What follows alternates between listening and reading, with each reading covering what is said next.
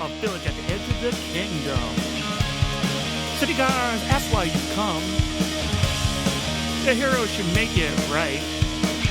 Instead, they killed him on sight. He's just a murder hobo, min-maxing on his sheep. She's just a murder hobo, munchkin in the streets. A game of political intrigue. Hey everybody, this is Carl with Tabletop Tango with my buddy Eric. Hello. Hello. Tonight we're going to. I hear it's like super hot over there in those parts.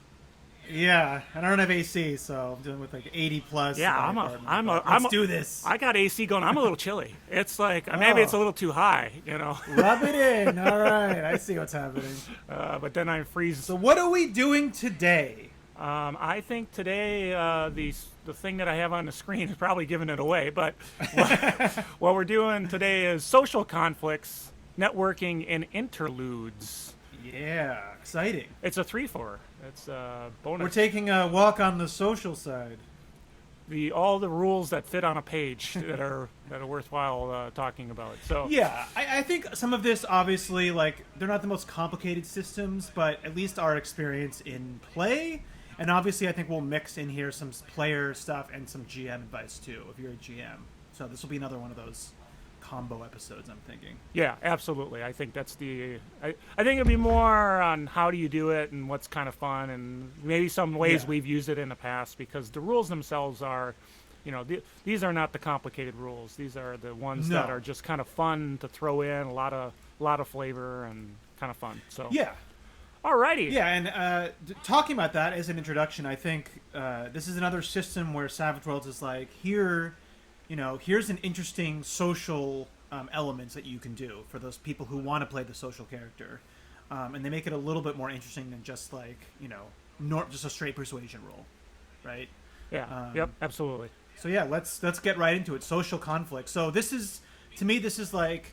They could have done a dramatic task, but obviously there's like a couple little tweaks here, right, that makes it different from a dramatic task. Yeah, I look at this. This is one of those opportunities where it's all about persuading. There's not a lot of different skills that are going to be used. It's about persuasion. It's about that pure persuasion. Oratory. Yeah. It's about what can the character do to convince somebody to kind of. Do what they want to do versus dramatic tasks, lots of different skills potentially. This one, worst that can happen is the person is really not happy with you, and that could cause problems. It could cause problems, but it's not like a bomb goes off. There could be some very bad things from this, I think. I think this is... Well, let's talk about, like, when is this kind of appropriate to use? Obviously, because this is just not like a simple, right, argument or somebody trying to... persuade somebody, right? This is more of like there's a large group, or it's really like narratively important to try to like convince somebody or a group, or like they use a good example of like a court, kind of like a court or a trial type of thing. Yep. So anything that kind of fits that, where it's the stakes might be just kind of like higher than just a normal like, convince the shopkeeper to give you a deal kind of thing. This is when this is really appropriate. Not something you want to do all the time, just like anything in the game, but like, it's good to throw in there. So, I think that's really good for GMs and for maybe players to even bring up with GMs, hey, wouldn't that be cool if this was a social conflict, or maybe, can I do one right now? And and if it's those kind of things. And it's really good for, like you said, it's not quite a dramatic task. It's not, let's just do a quick roll. I'm trying to get past the guard at the gate and see if I can persuade him to let me through. No. It's something broader. It's not quite as big as a set piece, but it's got a lot of interesting things that can happen. Yeah, let's some more examples. So there was the trial. I think you brought up a guard at the gate. The guard at the gate might be just a simple roll, but like getting a meeting with the king or queen, trying to like convince them of you to help you on a task or something. That would be definitely a social conflict. One of my favorites I did was in that vampire setting that I had. The player characters actually ended up going in front of a Senate committee, trying to convince them that they were not that they were not like pro vampire, people. That they were actually, there was a reason for it all. And so I did it. Okay. I did it I used a social conflict because they were, going back and forth with the senators. They had to.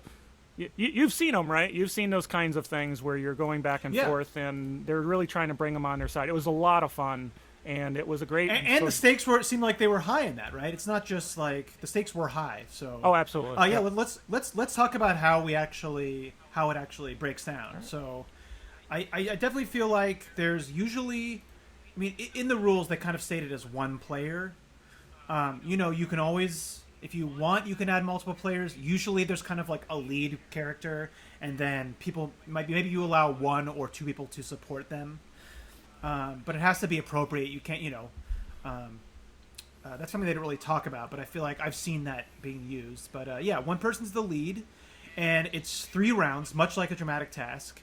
And each round the person makes a persuasion roll, and it's you use the spirit of whoever they're against. Right. To just like an opposed roll. It is an opposed roll.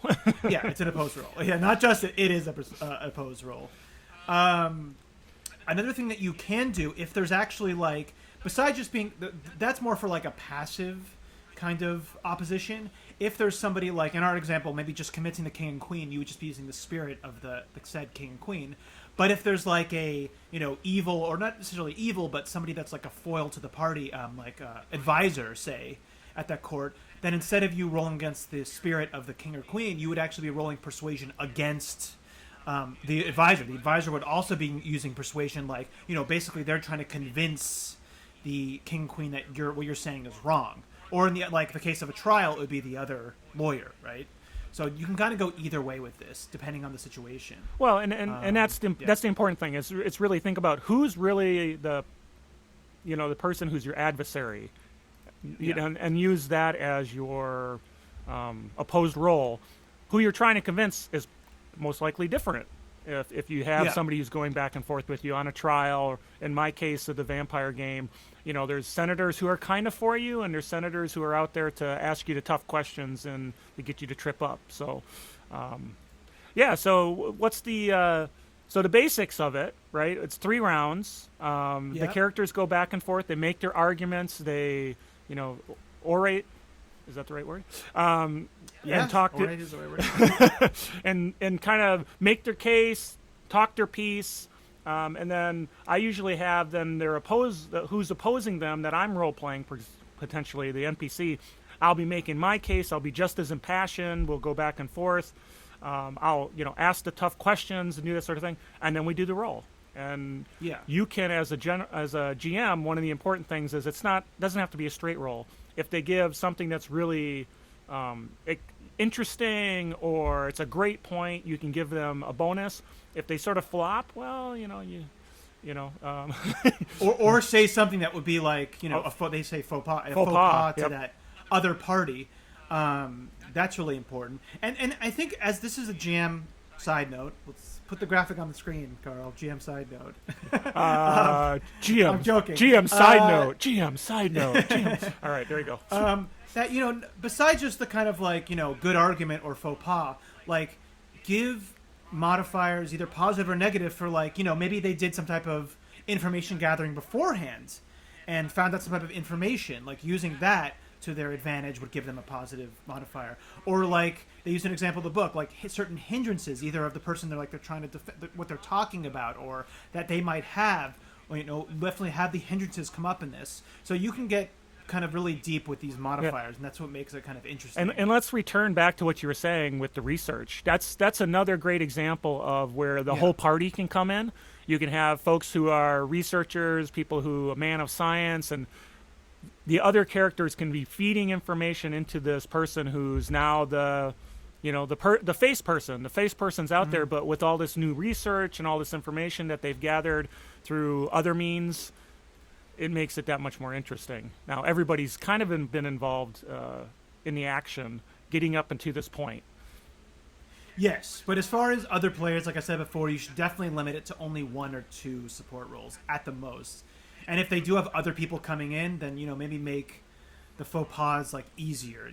Don't just let them just give tons of support rolls to pump this up, right? It should be more stakes if they're allowing more people in. Yeah, and I think I've never really run one where I've done support roles. It's always been, one person again. Yeah, but the team can help them, feed them that information that can, get them the bonus, so they can get a bonus because they're more prepared, but not necessarily a support role. That doesn't mean that's not the right way of doing it or the wrong way. It's just I've never really had an opportunity to do it that way, to be honest. So. Yeah, I was just saying that's something they haven't talked about. So, sometimes it is appropriate, but definitely keep it limited. So let's talk about, so they make the rolls either just passively against spirit or against somebody else. And what's the goal of this? Well, the goal of this is to collect task tokens. Or I think they call it in this influence tokens. It's the same as task tokens from a dramatic task, but whatever. Influence tokens. And this is kind of like similar when we talked about dramatic tasks. This is a variable success kind of scenario where it's not just a pass or fail. It's what kind of grade did you get, basically. So every success and raise gives us another token to that they accrue. Was that the right word? Accrue? Yeah, accrue. They accrue them. Yep. Accrue. And then at the end of 3 rounds, you kind of count them up. And then based on that, you consult the result table. And that's just kind of like what the result is. So I've got the result table up on the screen here for all to see. And so, if it's 0, you really haven't been successful in any way. Denied, fails, the negotiations fail. Maybe if there's it says here if there's new information or there's something that changes that, you might be able to do it again. And then 1 through 3, target, they're not truly convinced, but they give kind of the minimal amount of support possible. I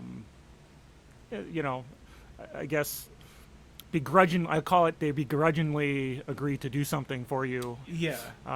4 to 5, reasonably convinced, willing to help, grants to aid request, and may have conditions that they expect for that request. And then 6+, their target's all over you. They're eager. You've really done a great job. And now remember, this is 6+ tokens in 3 rounds. And so that's hard. So that's not easy. And so that's where you're going to have to get a couple of raises in there for sure, if not a lot of them, to make this happen. So what are your thoughts on sort of that level, that gradation from 1 to 3, 4 to 5, 6? You think that's fair? Think that's about right? How's that worked out for you? I think it's about definitely. I think it's about right because, like you said, it's only 3 rounds, so getting that 6+ is actually pretty difficult. So it definitely is more. You look to people probably getting around that 4 or 5 mark if they're like built to kind of be a face at all. And obviously that's just not a complete success. Maybe they'll have to do a little favor for the person or have to pay money or something. So it's they'll do the thing, but there's a caveat to it. So I think that's a fair, that's a little fair kind of thing. One thing I did want to throw in there is that they don't really talk about there being failures and critical failures don't really do anything besides just stop you. But I think something that's interesting that maybe not do all the time, but might be an interesting thing to do as a GM is that, say if they really do like fail or do a crit fail on like something they said as a faux pas, I might, if it was if they did that critical fail on a faux pas, then I might be like, well, this just now went downhill and now they're like, might, go to blows or something. Like, you don't always have to do it that way, but just to kind of make it a little bit more high stakes, if they do critically fail on that faux pas or they said you failed or whatever, then you can make it a little bit more interesting than just not getting a token, Well, and that turns it into a whole another role-playing opportunity, right? The social conflict is almost basically over. There's other stuff going on now that happens. So that's pretty cool. Yeah, that would be kind of neat. You fail critically, and now it comes to blows. Now we've got a whole nother game we're working on and a whole nother set of things interesting to do. Forget the social conflict for now. Now we're into some other cool role-playing opportunities. Yeah. Nice. And I said don't do that all the time, but if it's like on where somebody kind of said something that was like really not the right thing to say, then they also failed, then because you don't get dealt cards in this like a dramatic task. There are no clubs. There's no complications. The complications are purely the role-playing side of this. Now, I think one last thing we should talk about here is that there's always that kind of disconnect between like the character and the player, and the character can be built as a face, but the player might not have the best role playing or not be that charismatic. So kind of how do you bridge that gap with things? Now, obviously, the person doesn't have to be role playing like amazing acting job to make a good point, right? But still, like I think that's something you have to balance. So, what is your thoughts on that? Oh well, this topic, I listen to a lot of podcasts, and boy, has this topic come up time and time again, because we don't expect, it's all pontificate a little bit. You don't expect somebody to show you how good they are at a sword in order to be a great swordsman in combat in a role-playing game. Yet sometimes there's this anticipation that if you're playing a face character and you can't talk your way out of a situation in the role play, that you should be penalized. And then there's the other train of thought that says, well, we don't penalize people for not really being good swords people. You should let the die tell it and let the person say, well, I'm doing X, Y, and Z without doing the role play. I think it's completely up to how your game group works, and if you've got that wallflower who wants to play the face, break out of their mold, but there's no way they're going to give you the great speech of the century, just look and say, hey, did they have the good kind of notes? Were they kind of thinking what they wanted to think? Yeah. Maybe I'll give them a bonus. That's where I was trying to get to. Is obviously like you're not expecting that, but like you said, if they do want to play the face, then and they don't have the best improv and other stuff, then at least they should still be making the effort to like, well, I gathered information and I knew it, right? Because your example of the swordsman, obviously you don't have to be an actual good swordsman in real life, but if you don't have kind of the tactical mind to being a good, in a little bit of it, you still have to kind of have that tactical mind, right? To like know when to go forward or not, or you won't be that good of a fighter really either. So I think there's some give and take there. Just play it smart then. That's my only point. I think that was interesting. For the social conflict, just play it smart if you're not, the best improviser or role player or whatever. And the most important thing is it's supposed to be fun, right? So it should be fun. So if the person is tongue-tied and they're not, think about our game we had, the cyberpunk game. Our face character got tongue-tied all the time, and sometimes that just turned into it just succeeded for some reason, even though they were getting tongue-tied and it felt like they were about to say the wrong thing. So excellent. So social conflicts, lots of fun. Lots of fun. Now let's go into the kind of secondary, I think, social. One of the other little social mechanics is networking. So what kind? Bring that up on the book. I am. And so, what kind of router and or IP stack do you need for networking? But thank you very much. I'll let you have that one. I'll be here all the week. All right. Yeah. Okay. Networking. When do you use it? Well, networking is the kind of narrative montage that you use when when there are those sequences for. Well, we're doing research, right? You have the people who are using the research skill to like look over newspaper ads, and you don't need to have them. Okay, well, what newspaper do you go to? What magazine do you go to? Right? That's just kind of a waste of time. It should be narrative. We want to keep it fun, fast, and furious in Savage Worlds. Yep. So this is when those people are doing that. This is kind of the hobnobbing. This is the carousing. This is the people going around town asking questions. Right? It's really not fun to have them do that in real time. It's not. Maybe sometimes if there's like high stakes or it's somebody very specific. Right, like the social conflicts. But if it's just kind of gathering information, just use these rules. Yes. It's just much quicker. It's much faster. There are some edges that affect this. I mean, any social edge, like charismatic, will affect this as well as like fame and attractive, blah, blah, blah. Also, the streetwise edge is an interesting one for this. But let's get into how does it work. So, yeah. Well, so I was just going to I was just going to play off what you said though. So, if you need to talk to the mob boss to get, key information, that's a social conflict. If you just say, I want to, hit up all the wise guys that I know to try to, learn the location of the big job. All right. Networking probably works. There's no reason to necessarily have to role play every one of those interactions. No. Unless they're fun, unless there's a reason to do it. Let's go ahead and get into the rules. I just wanted to kind of pile on a little bit there. So, yeah, cool. So first you kind of ask the person, well, are you doing the nice way or the bad way? Nice way is persuasion. The rough way is intimidation. Let's start with persuasion. So persuasion the night way. This is kind of you hobnobbing around, Carousing, giving gifts, yeah, bribing, carousing, entertaining. It's all there, yeah. So it's just kind of you saying, "Oh, I'm going around. I want to do persuasion," and you just pretty much make a persuasion roll, and success is just gets you some information, but it might take some time or more. There has to. It can't just be, a success just gives you everything without, without there being some downside. So success will get you what you need, but it's going to take more time or cost some money or a favor or something, right? Something in return. The critical success is when, or not a critical success, but sorry, a raise is when you get the thing, and kind of based on how many raises or just like how quick you may have done it, or how you didn't really have to do a favor. So again, it's kind of another variable success, but just kind of narrative left up to the GM. So Carl, what if you wanted to kind of grease the wheels? What would you do in that case? Well, and this is where to get those bonuses, you can maybe do a little money, spread around some cash to your to your network. You can even if anything that's of value to your network, it's not just money, but No, but you definitely, let's make this caveat right now. For this rule, it definitely should be you giving something up, right? They even use the example of the starting funds and kind of adjusted. So if you look at it's like $500 or something, that's not like a little sum. Like that should be something that it costs you, right, to get that +2. Oh yeah. Yeah, so that I see a lot of people. Yeah, sorry, go on. No, I was just going to say, I think that's the point is it's got to have some significant value. They talk about money, spread some cash around. I mean, I really look at if your characters get things all the time through adventuring, interesting things, and they become important to them.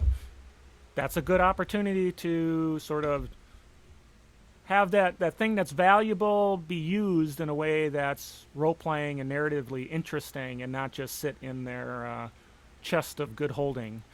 Yes, so, but it should definitely be a resource they're expending. So this is another point I wanted to make.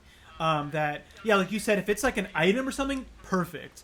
But as far as the money goes, a lot of games I've found, and we can, as you as a GM, I feel like you're like this. You don't really, money to you isn't really the biggest concern, right? In our in our game with me, like we don't really even worry about it. So in the case of that type of game, what would you do? My thoughts on it are, so money doesn't really mean anything. You can't really do it, right? Because it wouldn't mean anything. But I think if somebody had the rich or the very rich edge, that maybe a good way around this is to maybe give them a 1 or a +2 to the roll if they have that edge. So kind of, why would you take that edge in a game that doesn't have money? Well, there's one way right there, right? That might give them a bonus when they do the money's talk. So obviously they're not actually spending any money, but they took that edge, so that was kind of the cost they use. So in that case, that's when I would give them a +1 or +2. And that's pretty creative. Yeah, that's pretty creative way of letting somebody who's, taking, essentially could be a useless edge to mean something other than just a role-playing opportunity. That's nice. I like that. That's good. Yeah, so you can definitely get creative when it comes to that if you're not using money as like an actual resource. And like you said, maybe they got something like a little, a magical artifact or something. Like it definitely should be, if they didn't take an edge, then it definitely should be something that, costs them, right? Should have some type of weight to it. Right. So, I think that's the bottom line. Bottom line is it's got to be worth something. And, and in a game where everybody's running around with 10,000 gold pieces, 100 gold pieces, spreading that around, that's not worth it. It's got to be something worthwhile. So and again, every GM play it your own way, but that's the way I play it. So that's just our take, obviously. Let's talk about intimidation. So not so nice way. This is the PI or the rough dude kind of going around busting heads or threats. So let's talk a little bit about this. So this has definitely a different bent to it, besides a different skill than persuasion, where in this case that, there's definitely some, what's the word I'm looking for? There's definitely some, downsides or what? Downsides. There's definitely some downsides to this. There's definitely some things to, that you're going to have to account for later. So even if you do have success with this, you're going to, again, get what you want, but instead of maybe taking more time or costing money or doing favors, you piss people off, right? Yeah, you piss people off. You definitely piss people off.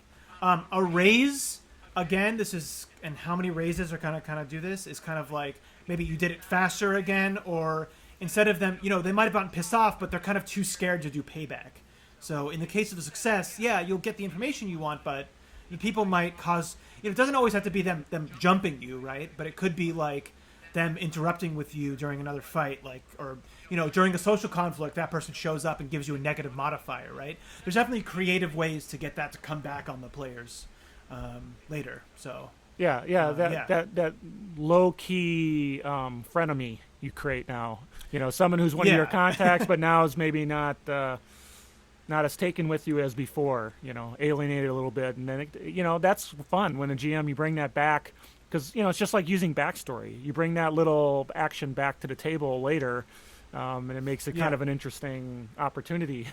It says, the nice, not so nice way to work, but now, like you said, in the social conflict later with the big mob boss, Johnny Two-Fist, he's not too happy with you, and he's speaking ill, and you get a little payback there. So, cool. So when you fail, nothing really happens. I mean, again, you could piss people off, but in just a case of a failure, I wouldn't say it's probably not that interesting to make them, right, come back on them. It's just kind of like nobody knew anything.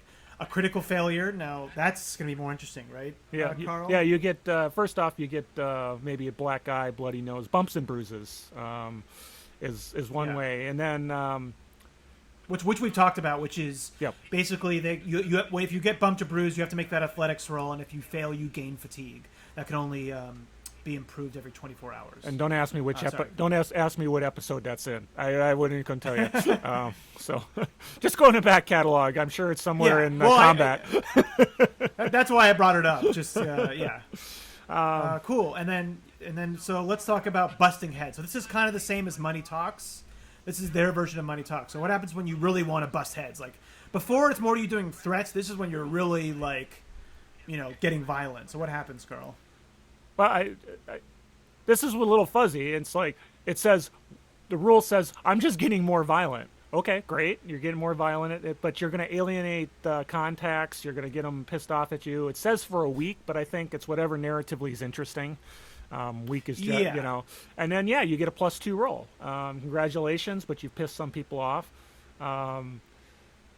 It also raises the stakes. Oh, go ahead, jump on in it. No, that's what I was going to say. It's not just obviously the success in this is you get that +2, and it's before they might have come back at you. Now they're definitely going to come back at you, and all of your contacts won't even talk to you. Like you kind of, you were a little too rough with people, and that kind of turn people off to you. So then so the stakes are raised, Carl. So what happens on a failure if the busted heads? Well, even on a simple failure you get bumps and bruises, as stated before, and then on a critical failure you have much more dire consequences, and that's really driven by the GM. I mean, they can do anything from you're getting ambushed. You've got, you're getting now into a bar fight. We go into the bar fight, see what happens. Have an actual fight scene happen.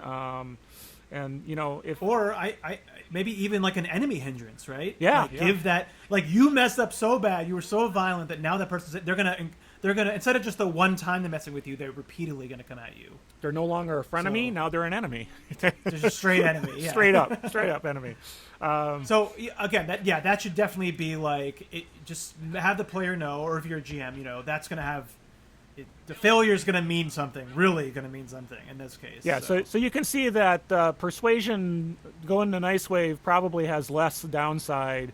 But if you're a bruiser, there's really only one way to go, right? And not so nice. One way to go. So cool. And one thing to note is that, if you're talking about edges that kind of help this, I brought up Streetwise, which Streetwise is very much about that criminal underbelly that'll help you in common knowledge. It also helps you with when you're just specifically dealing with that criminal underbelly networking.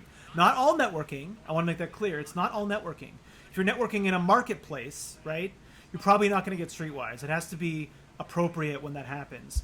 As far as the bonuses to Persuasion and Intimidation, Persuasion's much harder to come by as far as bonuses. We got like Fame and Attractive, right? But those are kind of like, they give only +1s, and those are kind of don't always happen. Intimidation, you just have that menacing one, right?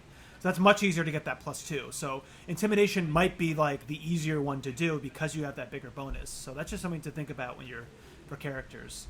Any other thoughts as far as networking goes? I have thoughts that I need to study the edges far more than I have. I built a lot more characters than you. That's all I'll say. You're mostly a GM, so I play more than I GM, so I have that kind of side. Yeah, this is. I think networking is something for your face characters and your kind of bruisers and folks who are intimidating to get some data while the others are doing research. So again, it's all about having everybody in the party have a good time and everybody getting some spotlight during the course of, even if it's just book learning that's going on. There's always an opportunity for everybody to participate. Shine that spotlight all around. So awesome. Cool. I think that's kind of the end of our social mechanics. This third one that we're going to talk about is Interludes. It's Interludes. It's very, very narrative. This is a purely narrative, purely role-playing kind of thing to do, and this is going to be, obviously, let's talk to the GMs for a second. What do we call it? GM notes? GM notes. I don't know. GM notes. Maybe I need to write a song or like for that. GM's corner, and we have like a brick wall and a saxophone playing. This is definitely something that, as players and as the GM, you don't always have that opportunity to kind of do, like, it's always kind of weird to do like the role playing as far as people's backstories, right? And people's backstories are just kind of more about the character, like the personality of the character, and really get into it with a certain character.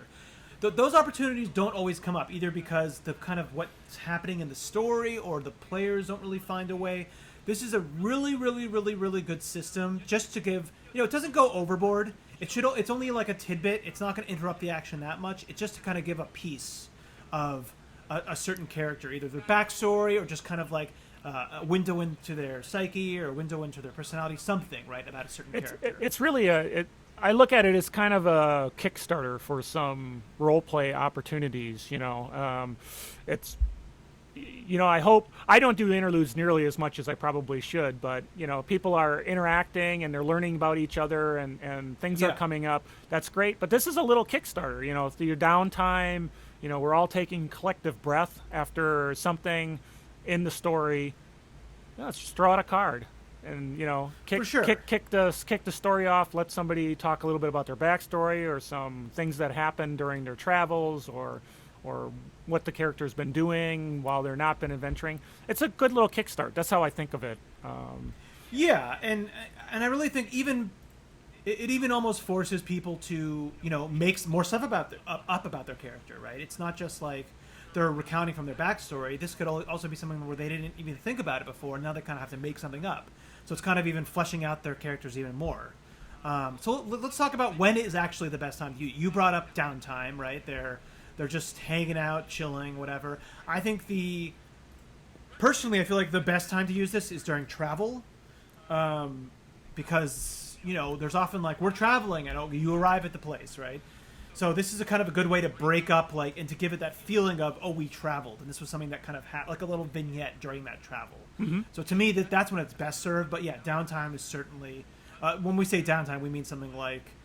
They're just nothing's going to happen for a month, so they're hanging out. Right? Well, I actually that's one, but I'm also thinking of if you think about a intense movie where things are happening, something's big pushing, and then there's that moment where everybody takes a collective breath, and it's I something big's happened, and now we're all taking a collective breath. What a great time to throw an interlude in there where.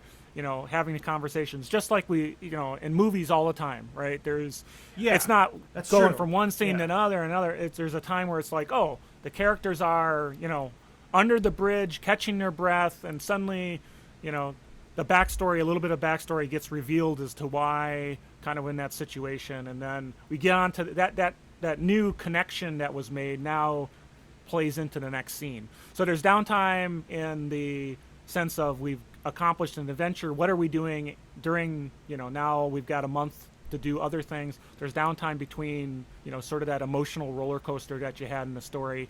And then there's travel where, like you said, breaking up that kind of, I went here and now I've got there.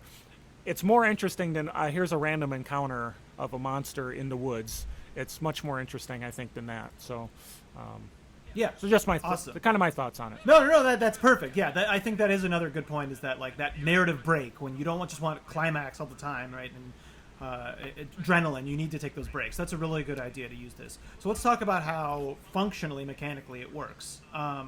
Now, it does talk about however many players that they want to do. Now, this is definitely something that's left to the GM if you want to kind of allow everybody who wants to do it, or maybe just one person and kind of switch.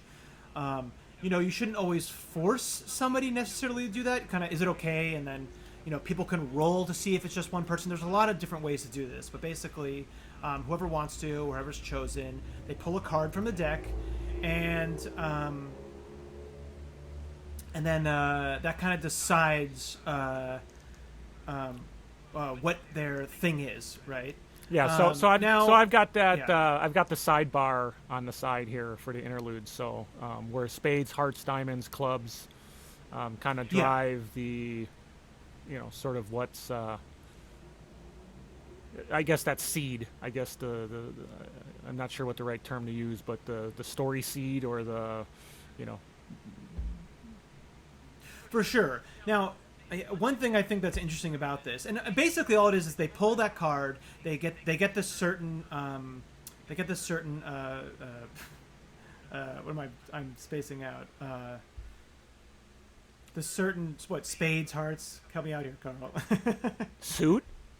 Yes, thank you. Oh, okay. A certain suit, and then they said it says they can choose one, right? But I've often found people get confused with this. Trek should really, really, really, really only be used if it's like this is an interlude during a travel scene. It's just kind of too weird to use any other time. The other ones they can all be used during a travel, right? You can do downtime like this is like at night, right? Right? You know what I'm saying? Sure. So, yeah. And then, or it's at night them telling a tale of their backstory. At night they go off on their own with downtime. But Trek should really only be used for like a travel sequence. Otherwise, it's just too weird. I found people try to do it during other scenes. It just doesn't really make sense. I don't know what you think about that. No, I agree. I think this is where when I first started reading this, and I did a few of them, and again, like I said, I don't do them nearly as often as I think is valuable. But the Trek, it almost feels like whatever's going on almost demands which one to do, right? So it's true. So if you're traveling, Trek makes sense. You're doing something in the evening and downtime. Someone's wandered off from the camp to reflect. It makes sense. Backstory around the campfire makes sense. It all depends on the situation you've got the characters in, and seems to make, like what I was talking about, that deep breath after, some action or something going on. Well, Trek, no. Backstory, yeah. Suddenly a little something about, what the hero wants or where they're trying to go and how that might tie into, we're about to go after the big bad. Well, yeah, let me tell you how that made sense. I drew a diamond and something your hero wants or already has. Yeah, let me tell you about it. So I feel like that more plays into it as opposed to just picking. It's think about that situation. No, for sure. Yeah. Let them pick, but based on the situation. Now, obviously, this is like very subjective, but I like how you said so. Basically, generally, I would say during a travel sequence, any of them would work. During like the collective breath that you said, I think only the backstory works really, because they probably don't have enough time to do like the downtime thing, right? Right. And then during actual downtime, I think either the downtime or the backstory kind of works. Now, obviously, this is completely up to the GM players. I just think if you were to like really quickly, that would be that's how at least I would play them. And interesting is that I'm right with you. As you were stating it, that's exactly I agree. So I don't know. So we got 2 data points that seem to be in agreement. Maybe others, but again, they're fun. So and again, it should be purely fun. Yeah. Oh, go ahead. No, I was just saying, purely for fun, and obviously they give some type of reward, right? We should reward this. Benny, so they do say Benny. A Benny, but I also think that an adventure card, if you're playing with adventure cards, could be appropriate here. Just real quick, adventure cards, they're kind of special cards with, these they all do unique things. And whenever, in this case, for me, whenever you do adventure card, you always draw the amount equal to your rank, and then you just keep one. So in this case, they would just draw like one or two depending on their rank or whatever, and then just keep one. So it can be more interesting than a Benny, right? Because sometimes you might have like 8 bennies, and you're like, well, why would do I really need another Benny? Or it's the end of the night, right? It's the end of the night, and you're like, I don't really need another Benny. Then I think in that case, if you're playing with adventure cards, give an adventure card. Sure. Or conviction, right? If you're playing and there's no conviction. Well, if you feel that conviction is useful in that situation, basically it's a reward. I mean, so whatever you think is valuable at your table. I mean, and it could even be depending on how the character does on the interlude. If something where they're talking about their backstory and it's about incredible triumph and it's just really fun and everybody's really excited. Okay, yeah, sure, conviction, why not? Or just a Benny, or like you said, an adventure card, if that seems to be appropriate. It's totally up to the GM. Just make it worth their while. Make it worth their while. Otherwise, again, you reward the behavior you want, right? That's that. And so if you're, if you're positive reinforcement. Yeah. Well, and people talk about that all the time, and games are no different, right?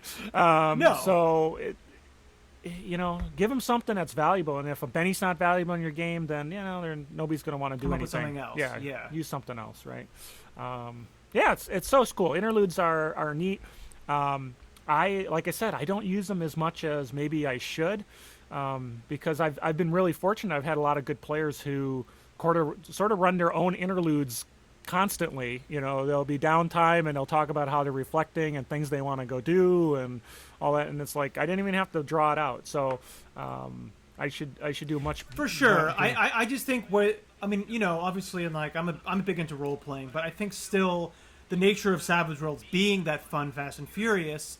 Sometimes it is hard to kind of like create that scenario where you do kind of get into your backstory or you're thinking, and this is just that way to be more creative, either add something to the story or reveal something about yourself about your character that you just wouldn't have the opportunity to do normally. No, absolutely. Right? So, absolutely. It's a great mechanic. I just wish I used it more. So